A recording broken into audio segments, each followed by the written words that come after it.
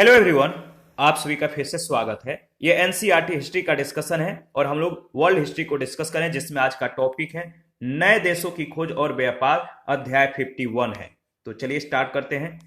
देखिए, जिज्ञासा की जिस भावना ने यूरोप में पुनर्जागरण काल के व्यक्तियों को साहित्य, विज्ञान, कला और धर्म के क्षेत्रों में नए नए विचार व्यक्त करने के लिए प्रेरित किया था, उसी जिज्ञासा की भावना ने अन्य व्यक्तियों को नए देश खोजने के लिए प्रोत्साहित किया। इन साहसी यात्राओं का जो प्रमुख उद्देश्य था, पूर्व के देशों के साथ व्यापार करके मुनाफा कमाना।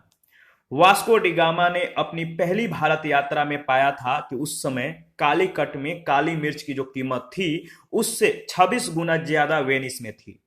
13वीं सदी में मार्को पोलो ने वेनिस से चीन तथा जापान तक की यात्रा की थी। उसके वर्णनों से यूरोपवासियों को चीन के समृद्ध नगरों, जापान की सुनहरी मीनारों, वर्मा तथा श्याम के बौद्ध मंदिरों, पूर्वी द्वीप समूह के मसालों और भारत की भोग विलास के वस्तुओं के बारे में जानकारी मिलती है।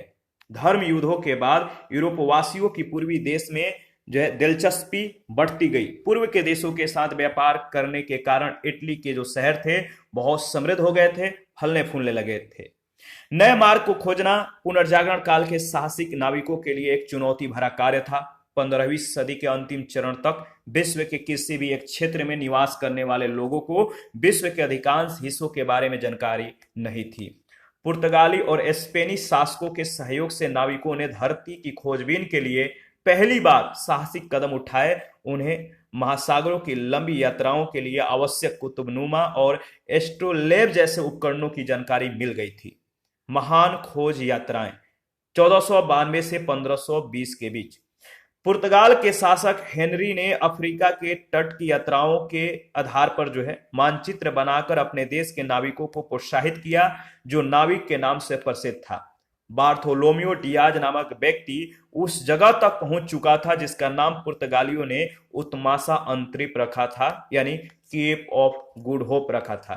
याद रखिएगा, भौगोलिक अनुसंधान के क्षेत्र में महत्वपूर्ण असफलता प्राप्त करने का श्रेय वास्को डी गामा को है। 1497 में वह अपने साथियों सहित पूर्वी द्वीप समूह की खोज के लिए निकल पड़ा। केप कोमोरिन पहुंचने के बाद वह जंजीबार की तरफ मुड़ गया। संयोगवश यहां उसे एक अरब नाविक की सहायता मिल गई, जो उसे 1498 ईस्वी में सीधा भारत के विख्यात बंदरगाह कालीकट तक जो है ले आया।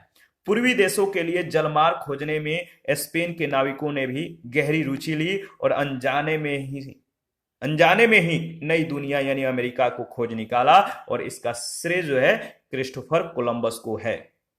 तो नई दुनिया यानी अमेरिका को खोज निकाला अनजाने में ही, जिसका श्रेय किसको दिया जाता है? क्रिस्टोफर कोलंबस को। देखिए, वह जिनेवा का नागरिक था। उसका विचार था कि भारत पहुंचने के लिए पश्चिम की ओर से समुद्र के आर पार यात्रा करनी चाहिए। अंत में स्पेन की रानी आइसबेला ने उसे आर्थिक सहयोग देकर नया मार्ग खोजने की जो है प्रेरणा दी।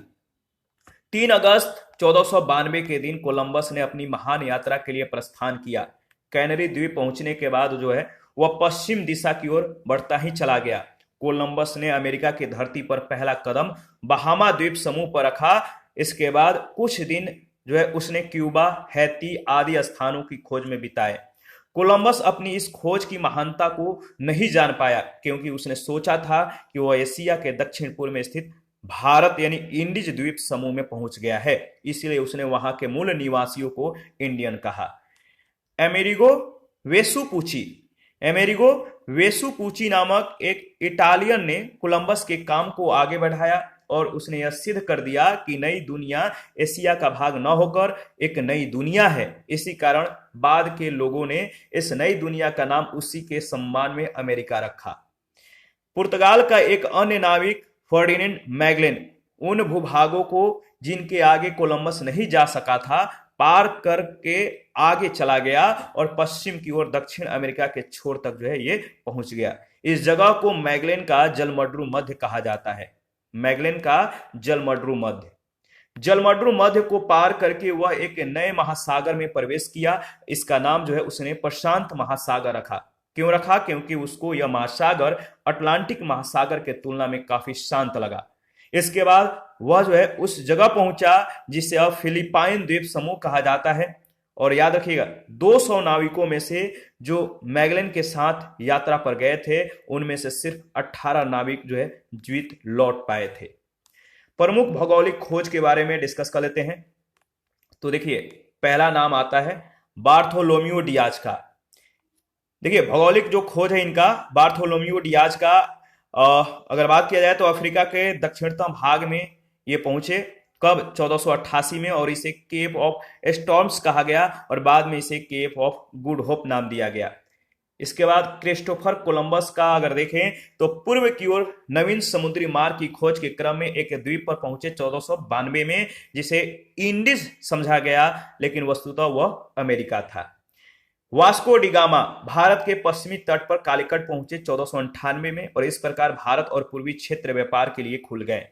अमेरिगो वेस्पूसी कोलंबस के मार्ग का अनुसरण करते हुए अमेरिका पहुंचा। उसने नए विश्व की खोज की घोषणा की जो एशिया से बहुत अलग था। अमेरिका का नामकरण इसी के नाम पर हुआ, अमेरिगो वेस्पूसी के नाम पर। फर्डिनेंड मैगलन पृथ्वी की परिक्रमा करने वाला प्रथम समुद्री यात्री था, याद रखिएगा। और यह प्रश्न कई बार पूछा गया, पृथ्वी की परिक्रमा करने वाला प्रथम समुद्री यात्री कौन था? Ferdinand Magellan. याद रखिए हर्नन कार्टेज ये मैक्सिको की खोज किया था। जॉन कैबोट उत्तरी अमेरिका के उत्तर पूर्वी तट पर पहुंचा और इसमें से एक द्वीप का नाम न्यू फाउंडलैंड रखा गया। इसके बाद सर फ्रांसिस ड्रैक समुद्री मार्ग से विश्व की परिक्रमा की। तो जो प्रमुख जो खोजे हैं इसको ध्यान में रखना है। देखिए इस समुद्री यात्रा को सफल माना गया क्योंकि मैगलन ने इस यात्रा के द्वारा संसार का पूरा चक्कर लगाया और उसने यह सिद्ध कर दिया कि जो पृथ्वी है वो गोल है। दूसरे देश जैसे इंग्लैंड, फ्रांस और नीदरलैंड भी इस चुनौतीपूर्ण खोज की दौड़ में शामिल हो गए। इंग्लैंड के जॉन कैबोट ने पश्चिम की ओर जहाजी यात्रा की और कहां पहुंच गया? कनाडा पहुंच गया। सन 1577 में इंग्लैंड के नाविक फ्रांसिस ड्रेक ने पूरे विश्व का चक्कर लगाया।